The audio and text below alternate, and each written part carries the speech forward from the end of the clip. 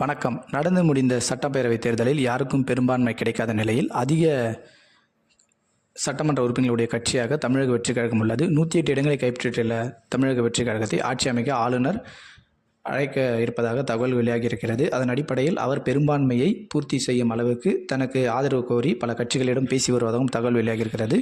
குறிப்பாக 5 தொகுதிகளில் வென்றுள்ள காங்கிரஸ் கட்சியும், 2 இடங்களில் வென்றுள்ள இந்திய கம்யூனிஸ்ட் கட்சியும், 2 இடங்களில் வென்றுள்ள மார்க்சிஸ்ட் கம்யூனிஸ்ட் கட்சியும், 2 இடங்களில் வென்றுள்ள விடுதலை சிறுத்தைகள் கட்சி சார்பாகவும் தமிழக வெற்றிக் கழகம் அந்த 3 கட்சிகளோடும் தொடர்ந்து பேசி வருவதாக தகவல்கள் கிடைத்திருக்கிறது.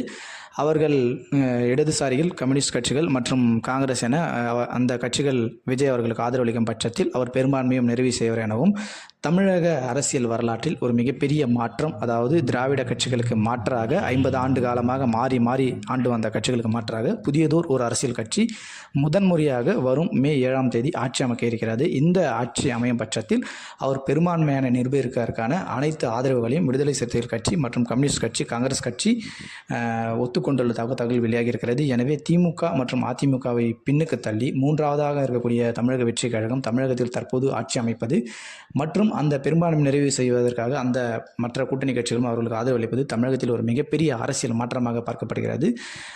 தமிழகத்தில் இதுவரை யாருமே செய்யாத ஒரு மிகப்பெரிய வாக்குக்கு பணம் கொடுக்காமல் இந்த வெற்றியை பெற்றிருப்பது தமிழக மக்களை ஆச்சரியத்தில் ஆழ்த்தியுள்ளது. விஜய் அவர்கள் முதல்வராக பொறுப்பேற்கிறார். அவருக்கு நமது வாழ்த்துக்களை தெரிவித்துக் கொள்கிறோம். நன்றி.